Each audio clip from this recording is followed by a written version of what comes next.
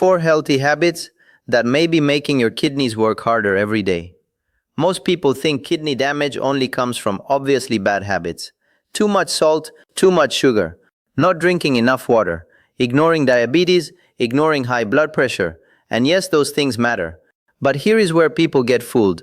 Sometimes the habits that look healthy on the outside can still make your kidneys work harder than they need to, especially after 50. Your kidneys are not just simple filters.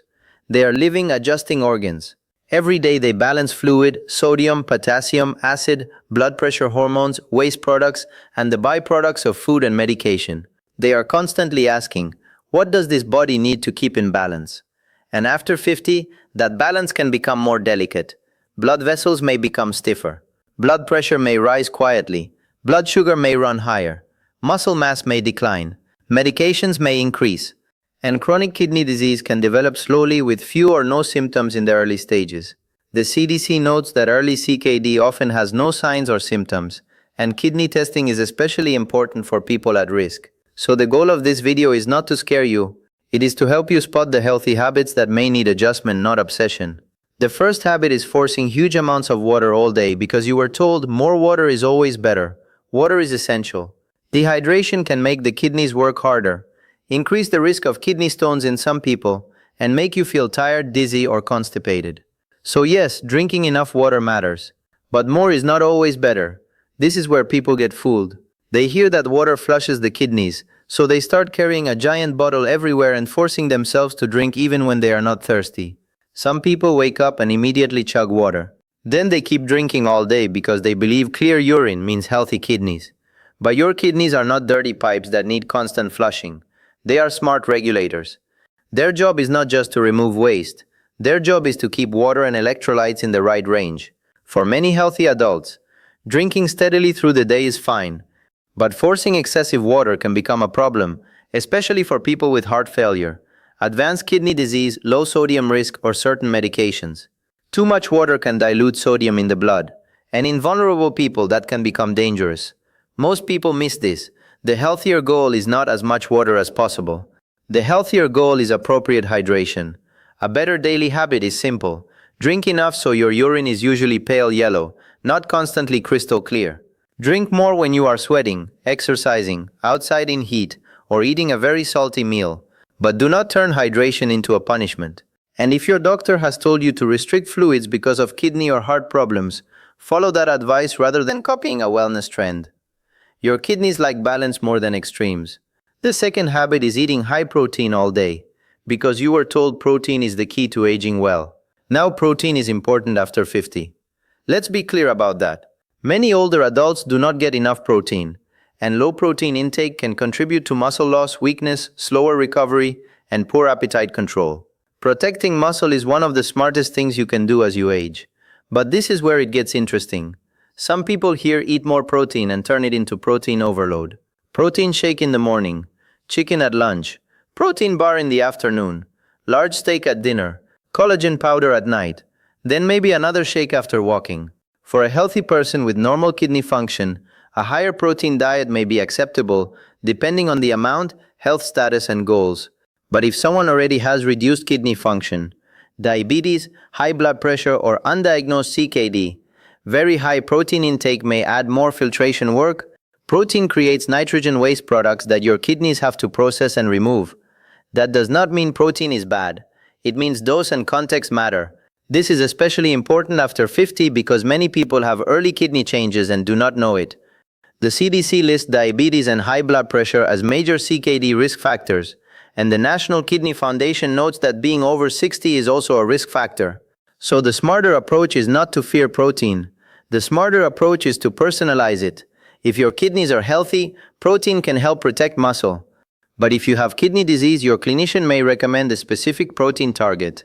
And if you are adding multiple shakes, powders, bars, and large meat servings every day, it may be worth asking, do I actually need this much? A practical takeaway is this. Build protein around real food first. Eggs, fish, poultry, yogurt, beans, tofu, or other options that fit your health needs. Use protein powders only when they solve a real problem, not because social media made you think every meal needs to be doubled. The third habit is taking safe pain relievers often so you can stay active. This one surprises a lot of people. You start walking more. You do yard work. You go to the gym. Your knees ache, your back complains. So you take ibuprofen or naproxen because you want to keep moving. And moving is healthy. The intention is good, but the kidney effect can be serious. Non-steroidal anti-inflammatory drugs, also called NSAIDs, can reduce blood flow into the kidneys. The National Kidney Foundation warns that NSAIDs can raise blood pressure and cause kidney damage, especially with high doses or long-term use. This does not mean one occasional dose will harm every person. But this is where people get fooled. Because these medicines are sold over the counter, they feel harmless. So people take them daily or several times a week, sometimes while dehydrated, while on blood pressure medicines, or while already having reduced kidney function. And after 50, this matters more because kidney blood flow and reserve may not be as forgiving as it was at 25. Add high blood pressure, diabetes, heart disease, or diuretics, and the risk becomes more important. Most people do not connect the dots. They think, I'm taking this so I can be healthy and active. But if that pain relief routine is constant, your kidneys may be paying part of the price. The safer move is to talk with your clinician if you need pain medicine regularly. Sometimes acetaminophen may be preferred for certain people, though it has its own safety rules, especially with liver disease or alcohol use. Sometimes physical therapy, strength training, topical treatments, stretching, weight reduction, better footwear, or joint-specific care can reduce the need for pills. The goal is not to suffer. The goal is not to pretend pain is normal. The goal is to avoid quietly turning an occasional pain reliever into a daily kidney stressor. The fourth habit is using clean powders, detox drinks, and salt substitutes without thinking about minerals. This habit looks healthy because the packaging looks healthy. Green powders, electrolyte mixes, detox teas, high-dose vitamin C, magnesium drinks, potassium salt substitutes, beet powders, kidney cleanse supplements, smoothies packed with spinach, banana, almond milk, and extra greens. Some of these things may be fine for some people, but they are not automatically safe for everyone. Your kidneys help regulate potassium, magnesium, phosphorus, acid load, and many water-soluble nutrients. When kidney function is normal, the body can usually handle a lot. But when kidney function is reduced, certain minerals can build up or become harder to balance. Potassium is a good example. Potassium is not bad. It helps nerves, muscles, and blood pressure. Many whole foods with potassium are healthy. But for people with certain kidney conditions or certain medications, too much potassium can become dangerous. Salt substitutes can be especially tricky because many replace sodium with potassium chloride. And then there are detox products. This is where people get fooled. The word detox sounds protective, but your kidneys and liver are already your detox system. A supplement does not become safe just because it is natural. Some herbal products can interact with medications, contain contaminants, act like diuretics, or change electrolyte balance. High-dose vitamin C is another example. Vitamin C from food is not the issue for most people, but very high supplemental doses may increase oxalate in some people, which can matter for kidney stone risk. So the practical takeaway is this: be more careful with concentrated products than with normal food. A bowl of vegetables is not the same as a giant daily scoop of powdered greens.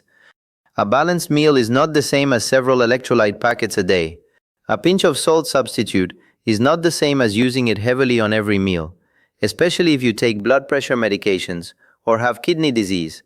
If you have CKD, diabetes, high blood pressure, heart failure, a history of kidney stones, or you take medications like ACE inhibitors, ARBs, diuretics, or certain heart medicines, ask before using mineral-heavy powders, salt substitutes, or detox supplements regularly.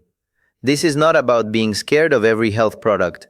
It is about remembering that your kidneys have to process what the label is selling. Now let's bring this together. So, the kidneys do not usually complain loudly at first. They adapt, they compensate, they keep working.